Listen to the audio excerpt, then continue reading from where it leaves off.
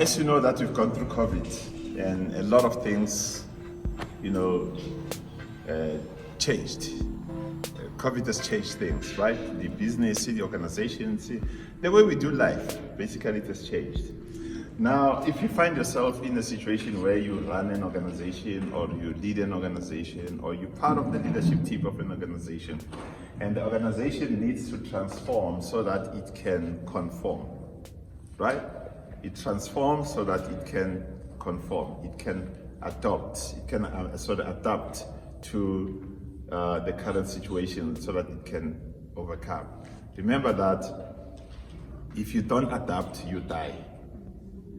That is the general rule of the jungle, adapt or die. So any animal that lives in the jungle knows it's got to adapt. The law, that's what we call the law of adaptation. Never said with me, the law of adaptation. Now, because all truths are parallel, that law of adaptation is also applicable to us as human beings. That you have to adapt to an environment in order to survive, because failure to adapt, you will die. Practical example that I will give to you here. You see, you and I have the privilege of staying in a warm environment, in a house, in a home, right? In a home, be it a shack, it doesn't matter, but it's homely. And sharp, it's warm, like that hitara, all right. Now you have these guys who are homeless, but you like a Mutlasadi bridge. Now we all then exposed to harsh weather. Now when how so like a month in that cold or flu. But those guys who are homeless living under the bridge, Kakubo A1, you never hear for flu. You never hear that. COVID ifitile ka batho ba bangata, it's batho ba bangata, but I don't recall one of the so-called Nyaope boys had COVID. Or the people who were strating homeless had COVID. Baoke ba tsebang, I still meet them today. Baoke kopana le bona ba fata di dustbin, I still see them today, and they were saying the mask, ba sa etseng. Could like a mask, I wonder if mask faili and it's a reused after reused after reused. Maybe we said the camera with the camera dustbin here. It actually somebody, but they survived. For one simple reason, their system adapted to the environment. The law of adaptation came into motion. If you are going to survive in any environment, you have to kick into motion the law of adaptation. And this is also applicable to organizations, whatever organization it is. If your organization does not apply the law of adaptation, that organization is going to die.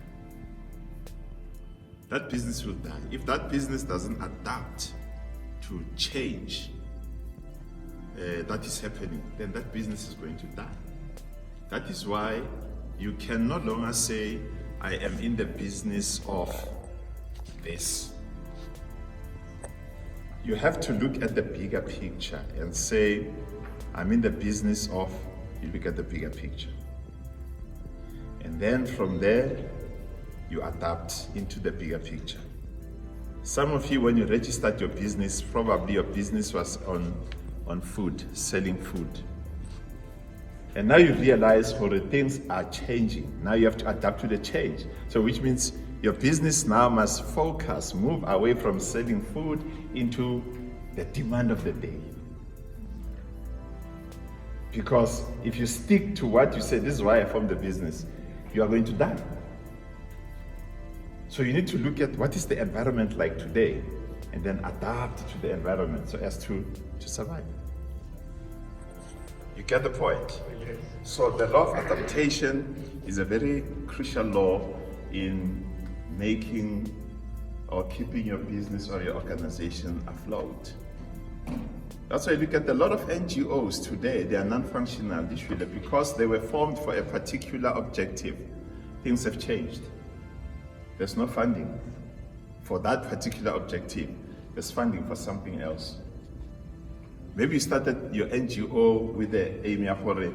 We are focused into HIV/AIDS. And now it's no longer HIV/AIDS. The focus and the funding is on COVID-related issues. You're no longer getting funding because you are stuck on your program of HIV and AIDS, and there's no funding for that. For the organization to survive, what must it do? Adapt, transform so that it conforms, and then it adapts to the environment, and then it survives. So you no longer look at yourself as an organization, an NGO that is into HIV and AIDS programs, but you look yourself as an organization that is into health programs. So you broaden the scope, which means then you can accommodate all other things, your COVID, your TB, your whatever, HIV and AIDS, etc. And at that particular point in time, whatever is prevalent, you capitalize on that. So you're not bound. That is why we say your gift must determine your ministry. Your gift must determine your scope. It's not your scope that determines the gift. That's very powerful. You will never get that today. What I understand probably after 5 years. That your gift is not determined by the scope, but it is your gift that determines the scope.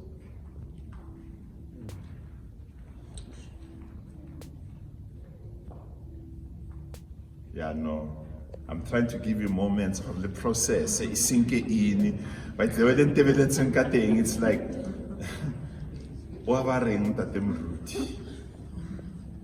it's very important that you understand that if you are gifted, it is your gift that must determine the scope. It must determine the ministry. But it's not the ministry that determines your gift. It's not the scope of work that determines your gift. Very important that you understand that. Now, and then I give you quickly those keys to transforming organizations. The very first one, key vision. And this you know. Guys, let me be frank and honest with you. If you don't have a vision, then you don't have a destiny. Because vision is destiny. Vision is what you visualize. Where do you see organization? Where do you see your NGO? Where do you see your structure in the next 3 years? How do you see it? So where there's no vision, then there's no life. You can just as well fold up everything and stay home. That is why a lot of people, their businesses run from hand to mouth because there's no vision. It's hand to mouth. Because whatever he gets today, or waja. And then I look for stock, and then because there's no vision. Vision gives you the second principle, focus. The second key. The first key is vision. The second key is focus. It's important that you stay focused. And for you to stay focused, you need to be disciplined. Amen. Otherwise, you will never stay focused. Third key is discipline. Now, discipline is that strength in you that says, yes, I know it is good. I know it is okay, but not for me, not for my vision. There is nothing wrong in it, but for me, it will not take me where I'm going to. And then you get discipline. Discipline is that strength that says to you, even if my body says no, but because I have to do it, I will do it. Even if my body says, I will not. Discipline means if you set the alarm for like a 5, high like a 5. 5 minutes. Right. No, another 5 minutes. You'll wake up at 6. Although how tired, it will be an hour. 8 Discipline means when you say I wake up at 5, alarm then zin zin zin zin zin zin zin 5 o'clock, osarat, and they say, yeah, we see Mara, oxalayo, that's discipline. Discipline, it's the ability to say no to things that do not add value to your vision. If things don't add value to your vision, no. Thank you, but thank you. Doesn't add value to my vision. Because I have this great vision and I'm focused, and therefore I need to be disciplined. Stay on it. Focus means you look at that thing, you bring it into clear perspective, and then you lock your eyesight on it. Have you ever seen how a lion hunts? Because a lion will, it's like the imbala, did more than it, did 10, did 11. It looks at them, and then it will look at A1. And then it will focus on that one. Every movement, everything. It doesn't matter. Once it has made up its mind, that is the one I want, it locks its eyesight on it. And then it will crawl towards it until it gets to a pouncing position. And when it pounces, it's got it.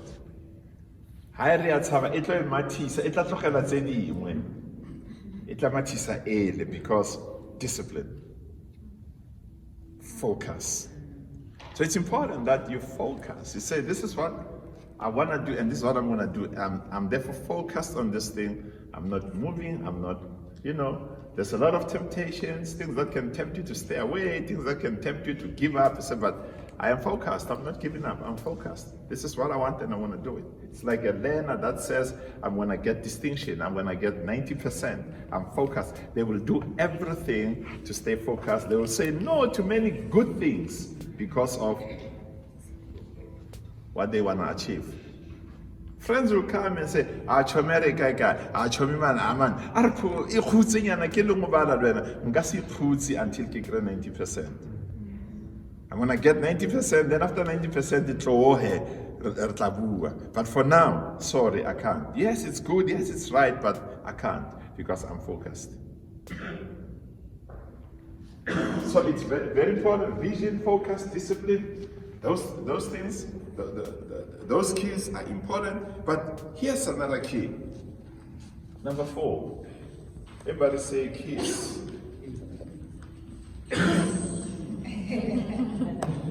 Keep it simple. And then Baba Ankebare, stupid, knife preferred, sweetie. Keep it sweet, sweetie. Or keep it simple. In other words, never complicate systems. Listen, here's what the Apple guy says. What came on? Steve Jobs.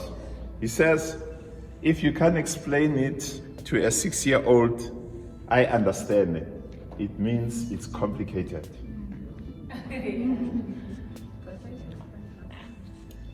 He says, it doesn't matter what it is that you're doing. Explain it in such a way that if a 6-year-old can say, now I get it, that it means everybody understands it. That's the key behind the success, yeah, Apple. Make your device so simple that a 6-year-old can operate it. Then anyone can operate it. Keep it simple. Simplicity. Right. There we go. And then we said the other one, excellence. Right. And then number 6, please, dare to explore. In other words, dare to venture out. Dare to explore. Do not be afraid of exploration. Explore new things, explore new products, explore new systems. Explore, guys, explore. Do not be afraid. Successful companies are companies that explore. And then once they explore, they diversify. And then they begin to do what? Batla prioritize. This is our core business. This is our supplementary business. This is our primary business. But they explore. They are not bound to their definition of their business. They explore. You've got that business area cleaning, right? That cleaning business. Kiki roads, right? They've got a cleaning business. Now there comes a time when there are no clients for cleaning. They can't sit down and say, "Hey, wait, I'm gonna need client for cleaning." So business, it can't. They must dare to explore. There are other opportunities out there that you need to explore and say, yes, much as we are a cleaning company, but currently there are no cleaning jobs. What do? Let's explore other avenues. And then they put the cleaning there as their core business, then they have other supplementary business, and then they look around, what can we do? And then they explore other avenues, they explore other avenues, they explore other avenues. And then they take advantage of that. Or then they hear, hey, this thing but it's going to feel like a mask for the next 5 years. Then they explore that area. As this company, can we look at security masks? You haven't left your job as your core business, but you've just explored others to keep the business afloat. In other words, do not be a slave to your systems, but the systems must be your slave. Don't let systems enslave you. But be the master of your systems. Remember, it is your organization, it is your business. You have the right at any given time to change its direction. It's yours. You have the right to say, this is my business. I think it's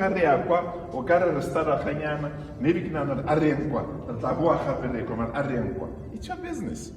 Nothing stops you. The only person that's stopping you from exploration is yourself. It's only you. I mean, I would ask you and say, okay, Pascal is into construction. Pascal, you're into construction. Okay, Pascal, but why don't you venture or sell PPEs?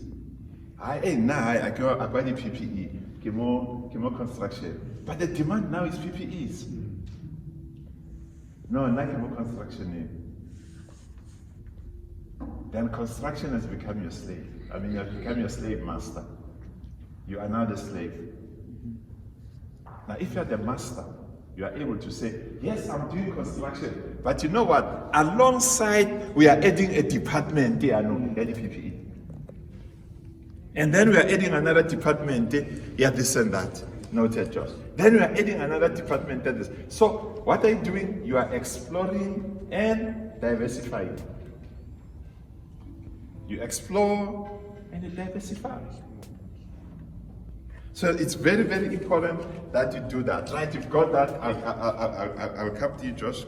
Right, you've got that, right? Let me give you the last one, the seventh one, which is number 7, self-reinvention. And this I spoke about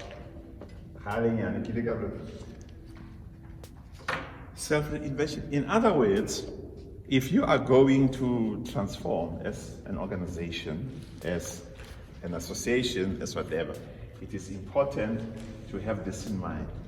There comes a need for what? Self-reinvention. You need to reinvent yourself at some point. There comes a time when you have to say, now I am reinventing myself. And reinvention, it's about a lot of things. It's about a lot of things. It could mean your psychological makeup. It could also mean your physical makeup. It could mean a whole lot of things. there comes a time where once you identified another area, sector, and this sector will probably demand you to be physically involved, it means you have to even physically reinvent yourself. It means if no le motho wa mekhaba tshwantse o gymming yaanong o be light. If no le motho o nonneng tshwantse yaanong o slim. You are doing what? You are reinventing, and this is where we need the image consultants yaanong. Or coach okay, for this kind of thing, you probably need this kind of image and that kind of image and that kind of image. Reinvention, you are reinventing yourself. So it's got to go with what you want to attain, your objectives. It's got to go with that.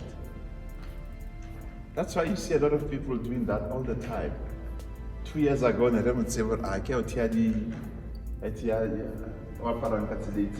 years later, every day he suit, reinvention. Because something has come up that demands him to dress up for the occasion. It's a reinvention. So if an organization is going to transform itself so that it adapts, it's got to reinvent. Okay, good.